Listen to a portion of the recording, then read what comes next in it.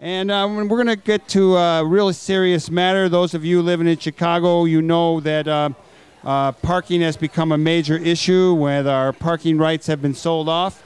And we have a little information leading us to believe that perhaps the mayor is contemplating another sell-off of our valuable public sector. So to that end, I am proud to have on our show Abigail Singer, and she is the water organizer for the Little Village Community Organization? Environmental Justice Organization. Little Village Environmental and Justice Organization.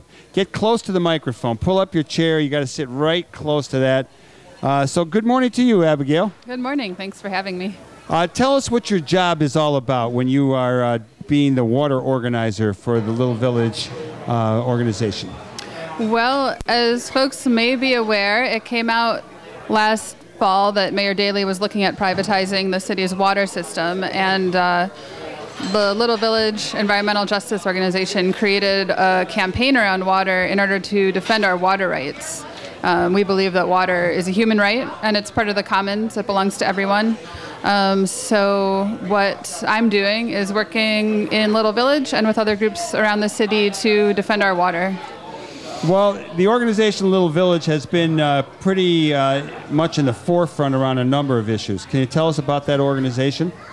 Sure. Yeah, we've been around a number of years. The organization started around a campaign to clean up a school in Little Village that was contaminated with lead and other contaminants. And the last few years, we've been having a campaign to close down the 2 coal-fired power plants on the south side, the Crawford and Fisk coal plants in Pilsen and Little Village, which are some of the oldest and dirtiest coal plants in the country, are making people sick, causing premature deaths every year in those neighborhoods. And produce energy that doesn't even get used here. Right, yeah, all the energy is exported as well.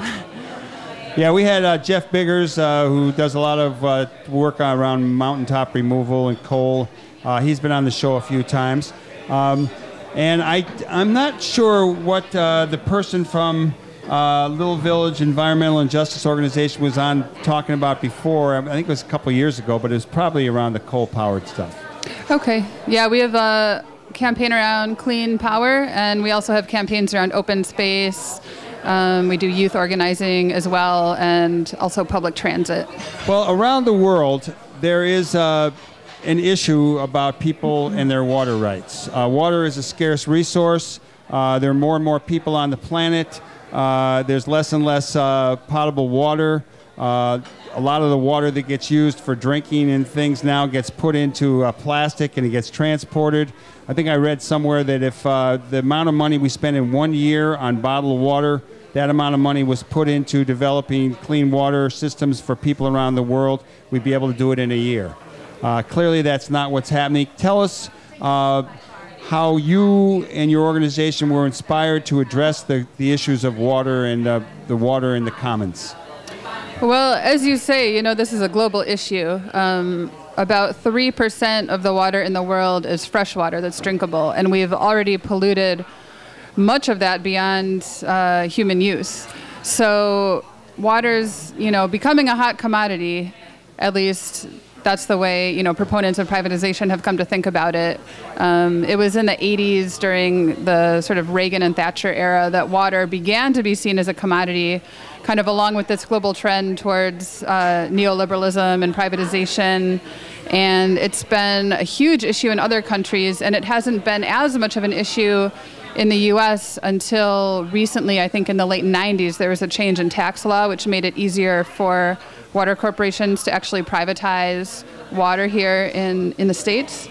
And so we've been seeing a lot of smaller towns, smaller municipalities privatizing their water systems. And now there's been sort of a shift, it seems like, and the big water companies are looking at the large urban centers and, you know, trying to get a corner on these larger markets. We saw that in Atlanta a few years ago. Atlanta privatized their water supply through a 20-year lease. And because there were so many problems, service problems, people had brown water, they lost water pressure. Part of that was because the company laid off about half the workers. And so they had this huge backup and service requests that weren't getting taken care of. They actually canceled their lease 4 years into it. They did? They did, yeah. Well, that might be inspiration for canceling a parking lease. I don't know if the lawyers here in Chicago on the people's side might be looking at Atlanta, but keep telling us. Well, yeah, I suppose anything's possible. We like to think so. So that's been kind of the first example in the U.S. of a larger city privatizing their water. And Mayor Daleys, as we can see through the parking meters and the Chicago Skyway and some schemes to privatize the Midway and O'Hare airports, he's a big fan of privatization and selling off public resources in order to kind of turn a buck. And so water companies have taken notice, and they're now targeting Chicago as the next, big city that they'd like to get a hold of our water supply. All right, so let's go back a little bit. I think the first place I read about water being an issue was, I think, was it Bolivia, where there was a privatization of the water, and there was a lot of rebellion around that. I don't know the status of that. Do you know any of that? Yeah, the people won. It was Bechtel was the corporation privatizing water, and they even outlawed collecting rainwater off of people's roofs, They were really trying to get control of every drop. And it had, as you can imagine, just horrible consequences for the local population, people who don't make a lot of money, having to pay, a really substantial chunk of their income to water, which is, up to that point had been just a basic right and not something that people had to pay for. So that had huge consequences. There was a all-out rebellion. It's actually, I think, the past few days, people in Bolivia were celebrating the anniversary of what they call the water war down there.